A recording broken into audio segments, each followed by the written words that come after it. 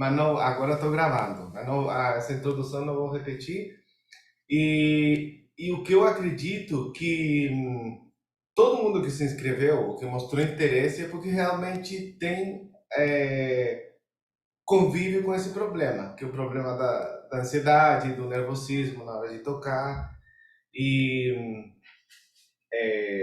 bom, isso aqui vai ficar gravado, como eu já falei, então depois eu vou disponibilizar esses vídeos, a aula e tudo.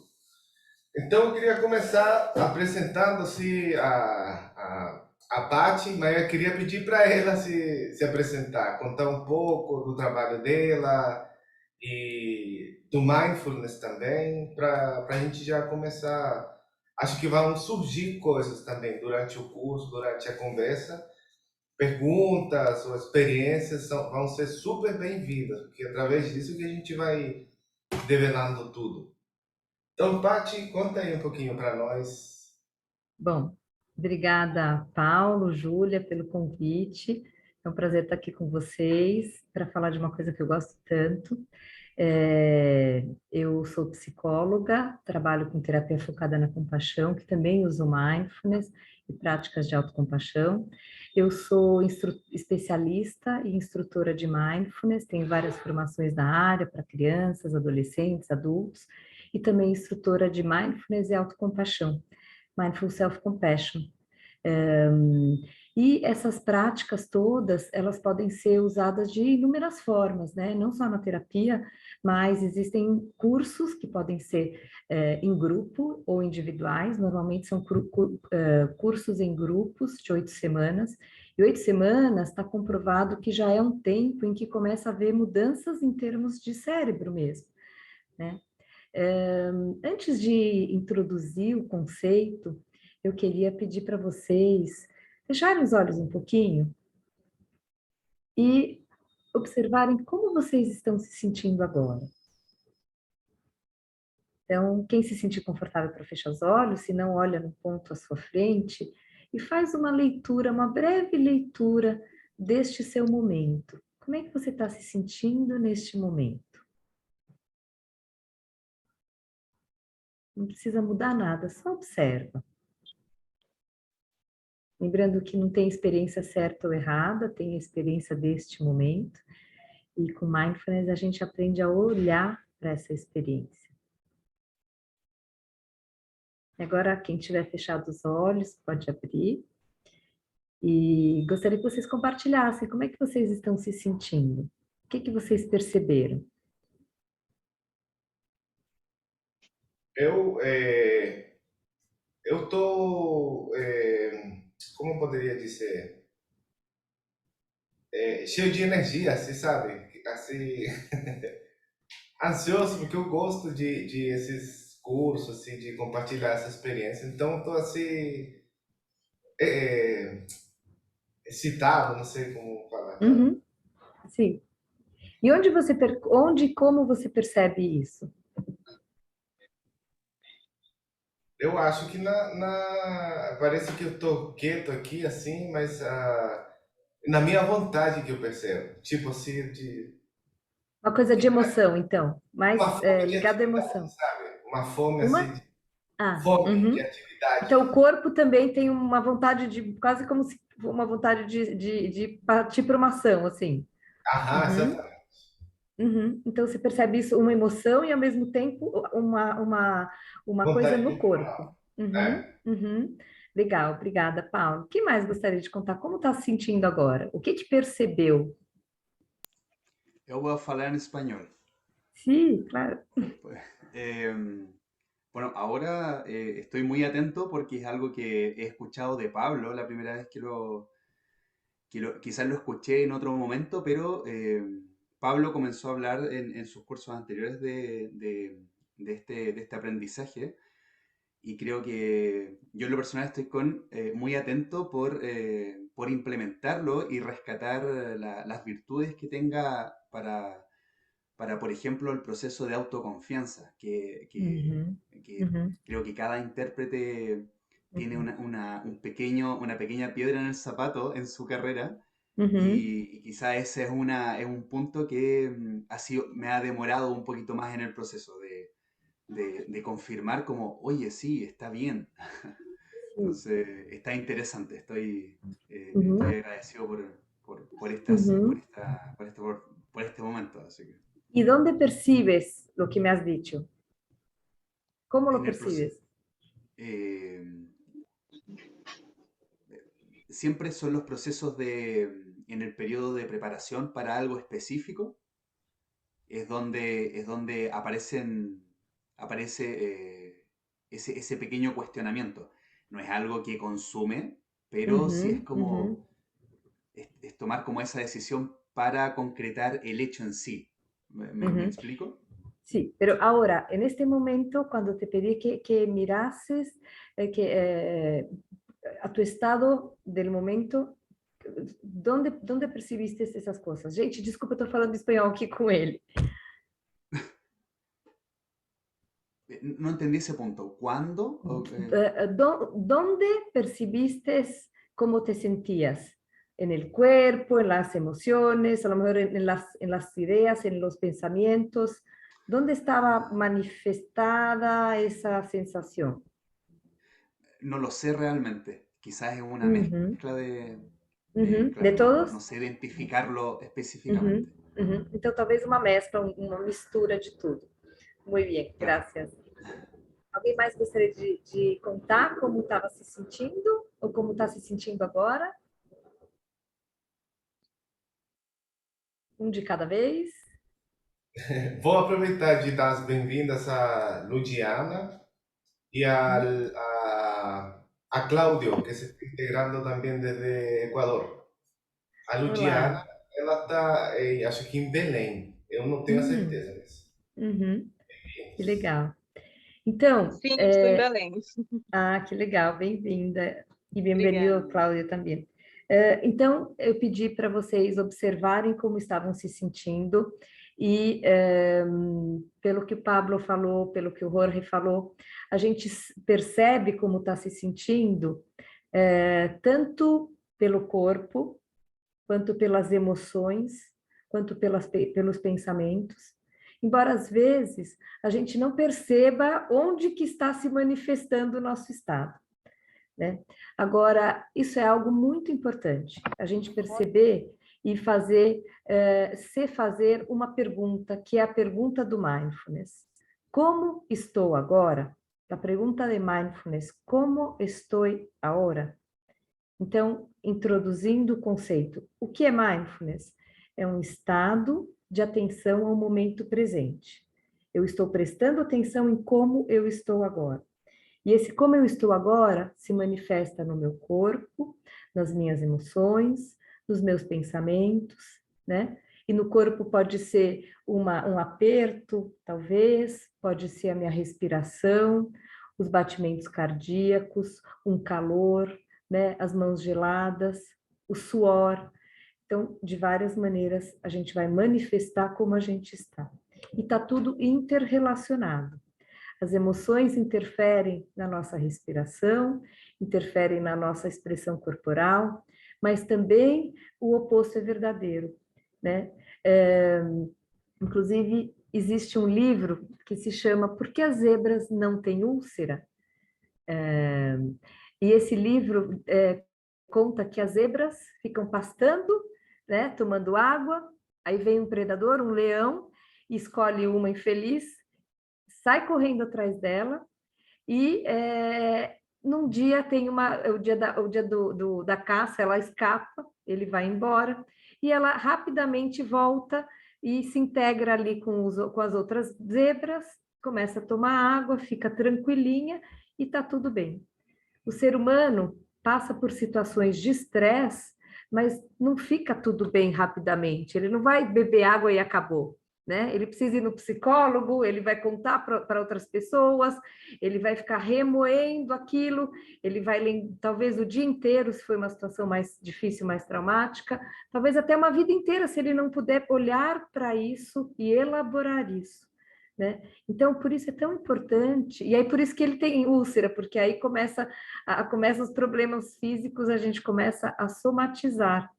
Mas a gente pode fazer diferente, a gente pode olhar para a gente, como é que a gente está, né? Se perceber e também evitar certas consequências no sentido de atos que a gente não está realmente consciente do que está fazendo, porque nós somos levados pelo piloto automático, às vezes por traumas, por situações difíceis, né?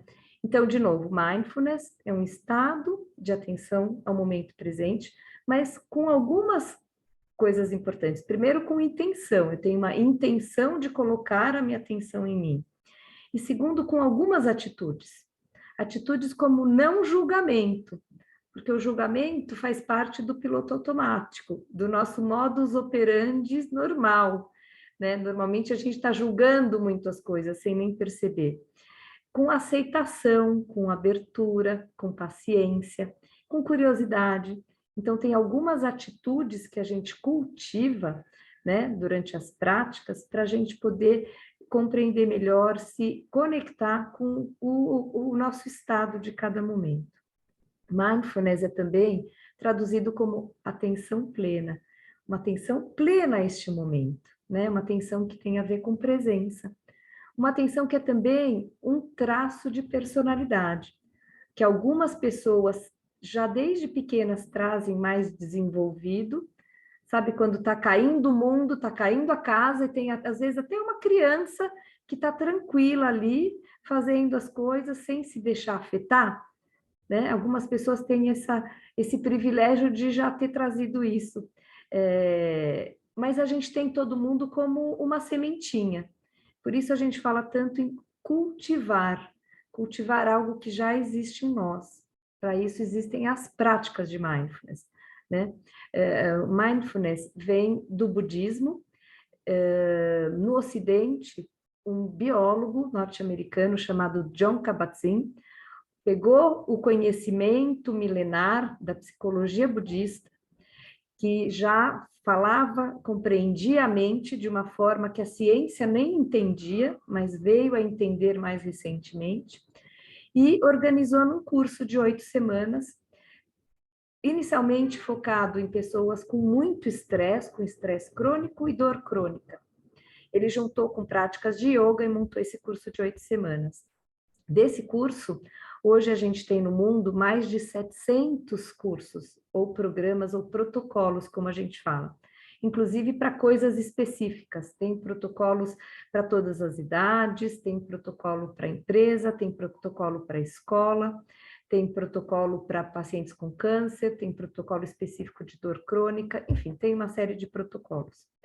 Mas a essência, o que é? O que a gente vai falar hoje, né? Que é você parar, fazer pausas, nem sempre são necessariamente meditações, mas também, mindfulness também é uma técnica de meditação, e meditação tem várias técnicas possíveis.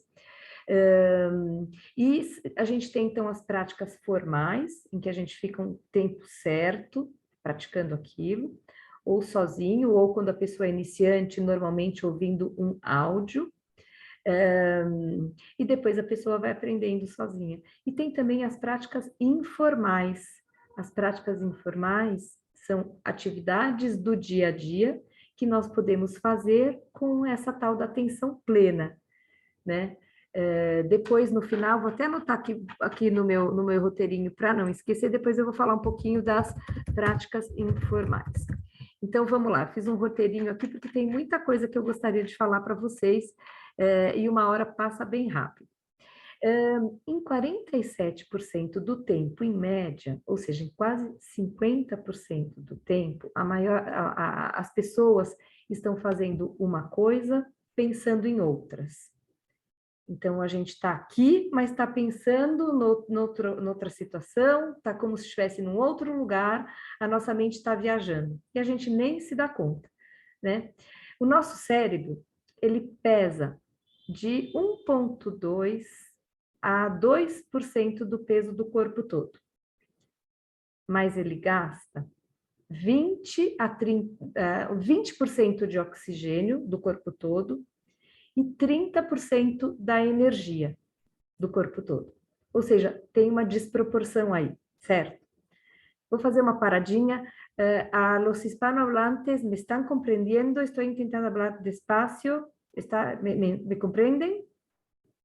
¿Todo bien? Bueno, si necesitáis ayuda, si queréis que traduzca algo, me pedís, ¿vale? O si no, a Pablo, ¿ok? Então, Que não, se ficar alguma coisa, pode colocar no chat. também no chat, isso, Poner en isso. el E chat, também, perdón, estoy hablando que si no se entiende algo, pueden preguntar por el chat también. é, então, ou qualquer dúvida também, né? Ou qualquer dúvida que tenhais. Resumidamente, né? O nosso cérebro, para economizar energia e para economizar oxigênio, ele automatiza as coisas. A gente começa a fazer, repetiu uma vez, repetiu outra, automatiza. Então, a gente já começa a fazer sem precisar de tanta atenção e podendo, inclusive, fazer uma coisa ao mesmo tempo que as outras.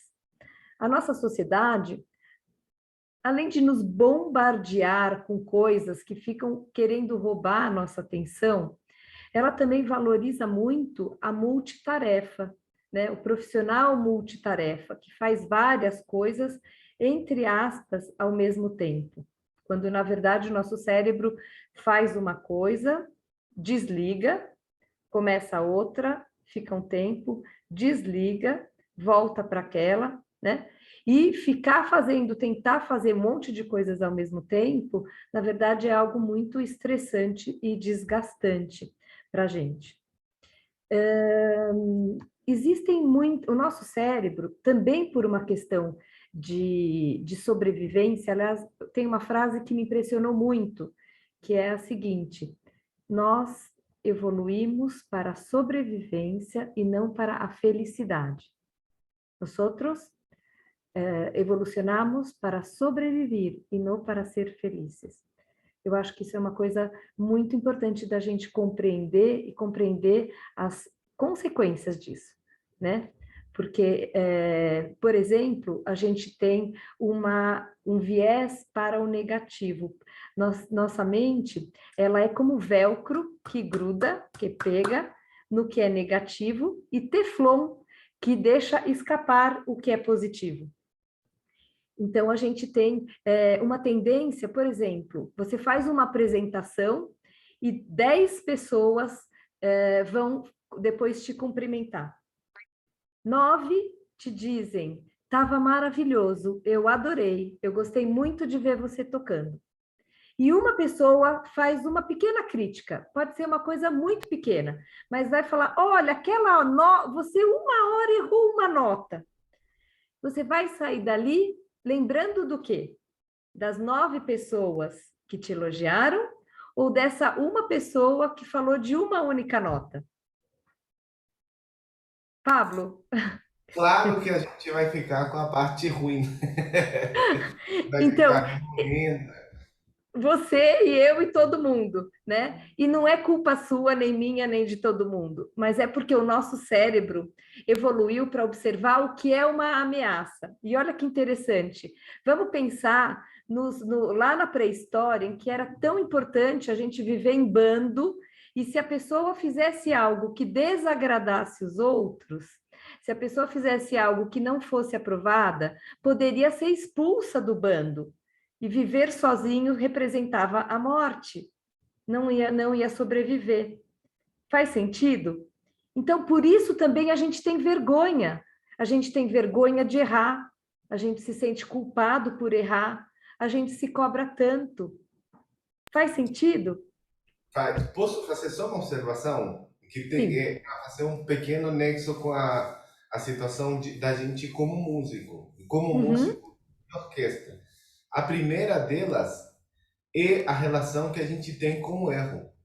Na uhum, orquestra e na música, assim. sim. A relação que a gente tem com o erro, especialmente na orquestra, é terrível, porque você por isso que o curso chama também Eficiência e Autoconfiança a partir da calma. Porque aquela Uhum, pressão que a gente se coloca para não errar limita muito a gente. Limita uhum, muito, entendeu? Então a uhum, gente quer uhum, fazer assim o negócio perfeito, e para fazer isso a gente entra num estado assim, de estresse para não errar, que ele pode ser até que você consiga não errar, igual atleta, sabe? Fazer aquele Uhum, negócio assim perfeitinho, mas você perde o sentido artístico da música, por exemplo. uhum. Você não faz frases, você não escuta o que os outros estão tocando, porque você está focado em não errar. Então, para a gente faz muito sentido essa relação com o erro. Para os músicos, especialmente, assim, porque a gente tem Uhum. também, todo mundo tem assim um ego muito grande também, entendeu? Ninguém quer pagar mico, ninguém quer, sabe? Então, é uma pressão gigante que a gente se coloca, sabe? E acho que a pior pressão é a pressão interna, né? Com É, certeza. e é um segredo para vocês: as pessoas não percebem quando vocês erram as notas, só percebe Exato. quem conhece toda a partitura. Não conta para ninguém. Um secreto. Solo vosotros os dais cuenta quando há algum erro. A menos que seja uma coisa muito, né, grande, que provavelmente não acontece, as pessoas não se dão conta. E eu falo por experiência própria, eu não tenho cultura musical, infelizmente, mas eu me lembro num concerto de cordas, justamente, do Camerata Fukuda, estava com a minha ex-sogra, que tem muita cultura musical, e ela ficava assim, percebendo os erros, ela ficava se contorcendo, e eu não estava percebendo nada, eu estava ali feliz, ouvindo uma música maravilhosa, né? Então, Exatamente. as pessoas não Bom, percebem.